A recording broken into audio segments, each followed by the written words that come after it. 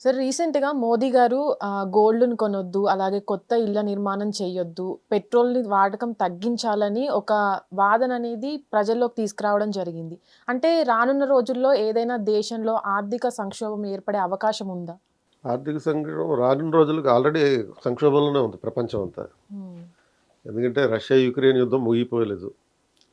And ఈ America, Israel కలిసి Iran మీద దాడులు చేయడం, హార్ముజ్ జలసంధిని నిర్బంధించడం, ఇవన్నీ కొనసాగుతున్నటువంటి పరిస్థితి. ప్లస్ ఇప్పుడు కొత్త న్యూస్ ఏంటి, ఇరాన్ వాళ్ళు వా స్టాండింగ్ ఆర్మీ కువైట్‌లోకి ప్రవేశించారు. హ్మ్. అంటే యుద్ధం ప్రతిరోజు సీరియస్ అవుతుంది ఇంకా. తగ్గేటటువంటి తగ్గుముఖం పట్టే పరిస్థితులు కనపట్లేదు. ఇంకా ఎక్కువ సీరియస్ అయిపోయే పరిస్థితులు. సో, కాబట్టి ఇటువంటి నేపథ్యంలో మనం కొంచెం జాగ్రత్తగా పొదుపు చేసుకుందాం.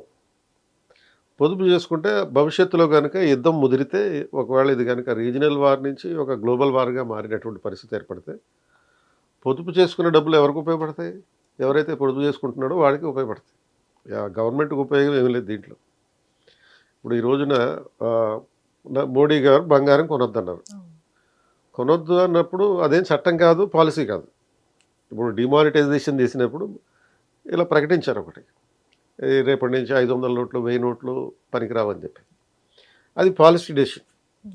ఇది అడ్వైజరీ. అడ్వైజరీ అంటే సలహా రూపంలో ప్రజలకి చేసేటటువంటి నైతిక ఉద్బోధ. సో, ఈ నైతిక ఉద్బోధని పాటిస్తే నువ్వు బెనిఫిట్ పొందుతావు. పాటించకపోతే నో ప్రాబ్లమ్. ఓకే. ఎవడికి నష్టం లేదు. సో, ఈ నేపథ్యంలో ఇప్పుడు మీరు ఆయన ఆ స్టేట్మెంట్ ఇచ్చారు. యాక్చువల్‌గా ఏం జరగాలి? దీనివల్ల స్టాక్ మార్కెట్‌లో ఒక 1000 పాయింట్ల వరకు పడిపోయినాయి. హ్మ్. బంగారం రేట్ ఏమవ్వాలి? తగ్గిపోవాలి. తగ్గిపోవాలి. ఎవరు కొనొద్దన్నారు కాబట్టి కొనరేమో అని చెప్పి బంగారం రేట్లు తగ్గియాలి. కానీ ఈ రోజున అంటే ఈ రోజు ఎంత 13వ తారీఖు. హ్మ్. 13వ తారీఖున మీరు గోల్డ్ రేట్ చెక్ చేస్తే ఎంత రూ. 14,000 వరకు పెరిగింది. ఓకే. అంటే ఓవరాల్‌గా ఒక 10 గ్రాముల బంగారం హ్మ్. సుమారుగా రూ. 1,67,890 అయింది. హుహు. 10 గ్రాముల బంగారం. అంటే గ్రామ్ బంగారం 16,000 వరకు వస్తుంది. అంటే ఈ పరిస్థితుల్లో గోల్డ్ ఎందుకు కొనుక్కోవాలి మీరు? అది ఇంకా పెరిగేదే గానీ తగ్గేది కాదు. ఎందుకనంటే ఇండియాలో సంవత్సరానికి 800 టన్నులు బంగారాన్ని మనం దిగుమతి చేసుకుంటున్నాం. హ్మ్. ఈ దిగుమతి చేసుకున్న బంగారం మనమేమి పారిశ్రామిక ప్రయోజనాల కోసం ఉపయోగించట్లేదు. మరెందుకు ఉపయోగిస్తున్నాం? ఇళ్లల్లో మన ఆభరణాల కోసం ఉపయోగిస్తున్నాం. అంటే అది అన్‌ప్రొడక్టివ్ ఇన్వెస్ట్‌మెంట్ అది. అంటే భవిష్యత్తులో దాన్ని పెట్టుబడిగా పెట్టి ఎప్పుడైనా అవసరం వచ్చినప్పుడు దాన్ని తిరిగి అమ్ముకుంటే మళ్ళీ డబ్బులొస్తాయి. ఇయన్నీ కేవలం ఒక 10% జరుగుతుంది. అంటే మనకి బంగారాన్ని కొనాలి తప్ప అమ్మకూడదు అనే ఎమోషన్స్ కూడా ఉన్నాయి. అనే హ్మ్. నమ్మకాలు కూడా ఉన్నాయి. హ్మ్. అక్షయ తృతీయ లాంటి ప్రత్యేకంగా రోజులు పెట్టుకొని, ఆ రోజుల్లో మళ్ళీ బంగారాన్ని అమ్ముతూ ఉండడం జరుగుతుంటుంది. యాక్చువల్‌గా ఇదేం మొదటిసారి కాదు. ఇప్పుడు మొదటిసారి అంటే బంగారం కొనొద్దు అని చెప్పడం అనేది మొదటిసారి ఏం కాదు. గతంలో 1968లో అనుకుంటా గోల్డ్ కంట్రోల్ యాక్ట్ అని చెప్పి ఇందిరాగాంధీ గవర్నమెంట్ ఉన్నప్పుడు తీసుకొచ్చారు. హ్మ్. అంటే గోల్డ్ కంట్రోల్ యాక్ట్ అనేది ఒక చట్టం అది యాక్చువల్‌గా. మీరు ఎక్కువ బంగారం కొనొద్దు. ఓకే. అండ్ దిగుమతి చేసుకునే బంగారాన్ని ఏదైతే ఈ కంపెనీలు దిగుమతి చేసుకుంటారు కదా! ఆభరణాలు తయారు చేయడానికి. హ్మ్. దాంట్లో 80% ఇండియాలో అమ్మండి. కనీసం 20% విదేశాలకి ఎగుమతి చేయండి ఆ నగల్ని. దీనివల్ల కొంత ఫారిన్ ఎక్స్‌చేంజ్ అనేది సేవ్ అవుతుంది. హుహు. మనం 800 టన్నులు బంగారం దిగుమతి చేసుకుంటున్నప్పుడు ఆల్మోస్ట్ $72 బిలియన్ దీనికోసం మన విదేశీ మారక ద్రవ్యం వెళ్ళిపోతుంది. అంటే డాలర్ల రూపంలో కొనాలి దాన్ని. హ్మ్. ప్రస్తుతానికి భారతదేశంలో $694 బిలియన్ మాత్రమే విదేశీ మారక ద్రవ్యం ఉంది. ఓకే. యుద్ధం వచ్చిందనుకోండి అది ఇంకా తరిగిపోయే ప్రమాదం ఉంది. హ్మ్. సో, మన వంతు కర్తవ్యంగా మనం చేయాల్సిన కొన్ని పనులు ఏది ఫారిన్ ఎక్స్‌చేంజ్‌ని సేవ్ చేయడానికి సంబంధించిన పనులు. దానివల్ల మనకి ప్రయోజనం వ్యక్తిగతంగా కూడా ప్రయోజనమే కదా! హ్మ్. ఇప్పుడు ఎడిబుల్ ఆయిల్ వంటకాలను తగ్గించమన్నారు. హ్మ్. అంటే డీప్ ఫ్రైలు ఇటువంటియన్నీ. దీనివల్ల ఎడిబుల్ ఆయిల్ వంటకాలు తగ్గిస్తే మోడీ గారికి ఏం ప్రయోజనం? హ్మ్. అది మన దేహానికి ప్రయోజనం. అండ్ దేశానికి కూడా ప్రయోజనం. హ్మ్. ఎందుకు మనం దిగుమతి చేసుకునే దిగుమతి. వండుకునే ఈ ఎడిబుల్ ఆయిల్ వనస్పతి గానీ, లేకపోతే సన్‌ఫ్లవర్ ఆయిల్ గానీ, విదేశాల నుంచి దిగుమతి చేసుకుంటున్నాం. అలా ఫారిన్ ఎక్స్‌చేంజ్ పోతుంది. హ్మ్. సో, ఫారిన్ ఎక్స్‌చేంజ్ సేవ్ చేయమన్నాడాయన. ఫారిన్ ఎక్స్‌చేంజ్ సేవ్ చేయడానికి మీరు కాంట్రిబ్యూట్ చేయమని చెప్పారు. అందులో ఈ బంగారం కొనడం ఒకటి, లేకపోతే పెట్రోల్ తగ్గించి. డీజిల్ ఇటువంటివి కొనడం ఒకటి, లేకపోతే విదేశీ సందర్శనలు చేయడం అంటే ఫారిన్ టూర్స్ ఏసుకోవడం గానీ. సో ఇటువంటి యాక్టివిటీస్ ఒక 7 రకాల అంశాలు అడ్వైజరీ ఇచ్చారు ఆయన. అంటే మన ప్రతిపక్షాలు ఏం చేస్తున్నారంటే ఇది అడ్వైజరీలా కాకుండా ఒక ఆబ్లిగేషన్ లాగా చూపిస్తున్నారు. ఇప్పుడు ముఖ్యమంత్రి గారు కూడా రేవంత్ రెడ్డి గారు కూడా ఇది ప్రభుత్వం యొక్క అసమర్థత, కేంద్ర ప్రభుత్వం యొక్క అసమర్థతగా చూపిస్తున్నారు. ఇందులో అసమర్థత ఏమీ లేదు, it is only advisory. So మీరు అడ్వైస్ ఫాలో అయితే సపోజ్ రేపు కనుక ఒక గ్లోబల్ వార్ లాంటి సిచ్యువేషన్ వచ్చింది అంటే మన దగ్గర డబ్బులు సేవ్ అవుతాయి.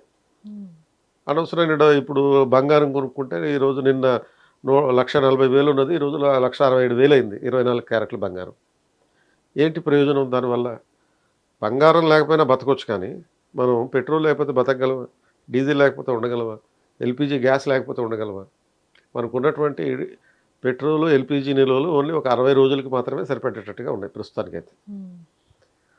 సో ఇప్పుడు మరీ ఎక్కువగా పెట్రోల్ కాల్చినా లేకపోతే ఫారిన్ ఎక్స్చేంజ్ ఎక్కువ వేస్ట్ చేసినా కానీ భవిష్యత్తులో దిగుమతి చేసుకోవడం అనేది కూడా ప్రాబ్లం అయ్యే అవకాశం. కాబట్టి అది ఒక నైతిక ఉద్బోధగా చూడాలి తప్ప గవర్నమెంట్ ఇచ్చినటువంటి ఆర్డర్స్గా చూడాల్సినటువంటి అవసరం లేదు. ఓకే, దీనివల్ల అంటే సామాన్య ప్రజలకి ఎలాంటి ఇబ్బంది ఉండదు అంటారు? ఇప్పుడు సపోజ్ బంగారం కొనుక్కోకుండా ఉంటే ఎవరికి ఇబ్బంది? మనం సింపుల్ క్వశ్చన్, ఈరోజు మనం బంగారం కొనట్లేదు, దానివల్ల ఎవరికి ఇబ్బంది? ఎవరికి ఇబ్బంది లేదు. దీనివల్ల మనం ఏం చచ్చిపోతామా? బంగారం కొనకపోతే చచ్చిపోం. పోనీ మనం ఏదైనా వ్యాధులకు గురవుతామా? గురవు. పోనీ మనకు వచ్చే ఆదాయం ఏమైనా తగ్గిపోతుందా? ఇంకా సేవ్ అవుతుంది. పెట్రోల్ లేకపోతే మన ఆదాయం తగ్గిపోయే అవకాశం. పెట్రోల్ లేకుండా మనం ఉన్నామనుకోండి ఏమవుతుంది? మన జాబ్కి వెళ్ళకపోతే ఆ రోజు జీతం కట్టు, అంటే మనకు ఆదాయం ఉండదు. సో పెట్రోల్ సేవ్ చేసుకో, విదేశీ మార్క ద్రవ్యాన్ని సేవ్ చేసి బంగారం కొనకుండా దాచుకునే డబ్బులు దాచుకుని మెల్లగా ఖర్చు పెట్టుకో, నీ సేవింగ్స్ పెంచుకో అని చెప్పడం ఎవరికి సమస్యనిచ్చేటటువంటిది కాదు. ఇప్పుడు మన మిడిల్ క్లాసెస్లో కూడా సపోజ్ బంగారం కొనుక్కోవడం ఎప్పుడు జరుగుతుంది? ప్రతిరోజు కొనం, అకేషనల్గా కొంటాం. ఒక అమ్మాయి పుట్టినప్పుడు కానీ, అబ్బాయిల విషయంలో కూడా పెద్ద ఇష్యూ కాదు అది. అమ్మాయి పుట్టినప్పుడు, లేకపోతే అమ్మాయి పెరిగినప్పుడు, పెద్ద మనిషి అయినప్పుడు, లేకపోతే అమ్మాయికి మ్యారేజ్ అయినప్పుడు, ఆర్ అమ్మాయి శ్రీమంతం జరిగినప్పుడు, ఇటువంటి 4 సందర్భాల్లో కొంటారు అంతే. లైఫ్ మొత్తం కొన్నా కానీ ఒక మిడిల్ క్లాస్లో ఎంత కొంటారు? మ్యాక్సిమం కొంటే ఒక 1/4 కేజీ కొంటారు. ఎంటైర్ లైఫ్ సైకిల్లో ఒక వ్యక్తి 1/4 కేజీ కన్నా ఎక్కువ బంగారం ఉండకపోవచ్చు. అది మొత్తం శాశ్వతంగా కొనొద్దు అన్నట్లేగా. దానికి ఒక టైం పెట్టారు, ఒక 1 ఇయర్ కొనకుండా ఉండండి, తర్వాత కొనుక్కోండి. తప్పే ఉంది అందులో? ఒక 1 ఇయర్ కొనుక్కోకుండా మనం ప్రాణాలు పోయే పరిస్థితి అయితే లేదు కదా. కానీ ప్రతిపక్షాలు కూడా అంటే ఇది ప్రభుత్వం యొక్క అసమర్థత, దీన్ని దివాలా తీసేలాగా చేశారన్నారు. దీని మీద మీ అభిప్రాయం ఏంటి? ఇప్పుడు అసమర్థత అనడానికి ఏముంది? ఇప్పుడు ప్రపంచ దేశాలతో కంపేర్ చేస్తే ఇండియాలో చాలా సమర్థవంతంగా పరిపాలన జరుగుతుంది. ఏంది అసమర్థత? ఏ విధంగా అసమర్థత? ఏ విధంగా ఇన్ఎఫిషియన్సీ? ఎందుకు? ఇప్పుడు ఇది ఎఫిషియన్సీ. యాక్చువల్గా గవర్నెన్స్ అంటే పరిపాలనలో ఫండమెంటల్గా అనుసరించాల్సినటువంటి సూత్రాలు 2: ఎఫిషియన్సీ, ఎకానమీ. తద్వారా ఎఫెక్టివ్నెస్ అనేది వస్తుంది. అంటే ఈ 3 కంపల్సరీగా గుర్తుపెట్టుకోవాలి: ఎఫిషియన్సీ, ఎకానమీ అండ్ ఎఫెక్టివ్నెస్ అనేది. అంటే సమర్థవంతంగా పరిపాలించడం, దానికోసం ఖర్చులు తగ్గించుకోవాలి. ఎకానమీ అంటే ఖర్చులు పొదుపు పాటించడం. దానివల్ల పరిపాలన యొక్క సానుకూల ప్రభావం అంటే ఎఫెక్టివ్నెస్ అనేది జరుగుతుందన్నమాట. గవర్నమెంట్ ఖర్చులు తగ్గించుకోమని ప్రజలకు చెప్తుంది, దాంట్లో అసమర్థత ఏముంటుంది? ప్రజలు తక్కువ ఖర్చు పెట్టుకుంటే సేవింగ్స్ చేస్తారు, సేవింగ్స్ చేస్తే దాని మీద వడ్డీ వస్తుంది కదా. బంగారం కొంటే పెరుగుతున్నటువంటి ధరల నేపథ్యంలో, ఇప్పుడు ఏమి తక్కువ ధరలకు రావట్లేదు, పెరుగుతున్న ధరలు. అంటే ఇప్పుడు సపోజ్ నాకు బంగారం గురించి ఒక అవగాహన వచ్చిన తర్వాత మొదటిసారిగా తులం బంగారం అంటే 30,000, అది అరౌండ్ 1990 ఆ టైంలో. ఈరోజు ఎంత అయింది? 1,67,000 అయింది.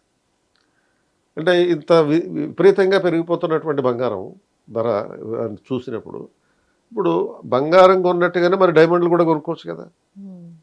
దాని మరీ బంగారం మాటలు అంత వ్యామోహం ఉంటే డైమండ్స్ కూడా ఎందుకు కొనట్లే? అది మరీ ఎక్కువ ధర ఉంది కనుక అది కొనట్లేదు.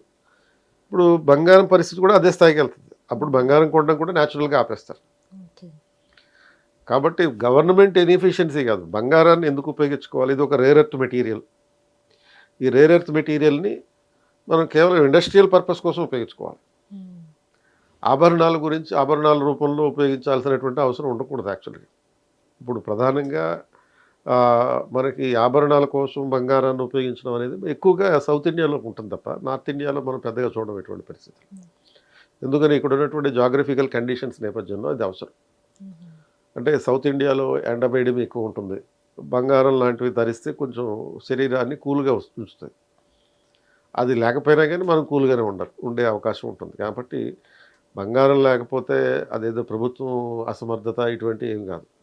మన విదేశీ మార్క ద్రవ్యంలో ఫండమెంటల్గా డాలర్స్ ఉంటాయి, తర్వాత బంగారం నిల్వలు ఉంటాయి, అండ్ తర్వాతనేమో ఈ స్పెషల్ డ్రాయింగ్ రైట్స్ అని చెప్పి ఐఎంఎఫ్ ఇచ్చేటటువంటి కొన్ని డాక్యుమెంట్స్ ఉంటాయి. ఈ మూడింటిని కలిపి ఫారిన్ ఎక్స్చేంజ్ రిజర్వ్స్ అంటాం. ఈ ఫారిన్ ఎక్స్చేంజ్ రిజర్వ్స్ యాక్చువల్గా ఇప్పుడు విపి సింగ్ గవర్నమెంట్ ఉన్నప్పుడు ఇంకా అతిపెద్ద దారుణం అది యాక్చువల్గా. మరి దాన్ని ఏమనాలో నాకు అర్థం కాదు. ఏంటి ఆ దారుణం అంటే, ఇండియా నుంచి సుమారుగా 4-5 టన్నుల బంగారాన్ని షిప్పుల్లో పెట్టి ఫిజికల్గా ఐఎంఎఫ్లో తాకట్టు పెట్టారు. తీసుకెళ్ళి ఐఎంఎఫ్ కార్యాలయం ఒకటి లండన్లో ఉంటే అక్కడ తీసుకెళ్ళి పెట్టారు. ఇప్పుడు గవర్నమెంట్ ఏం చేస్తుంది, ఆ తాకట్టు పెట్టిన బంగారాన్ని 30 ఏళ్ల క్రితం తాకట్టు పెట్టిన బంగారాన్ని ఇప్పుడు విడిపించుకుని తీసుకొస్తున్నారు యాక్చువల్గా.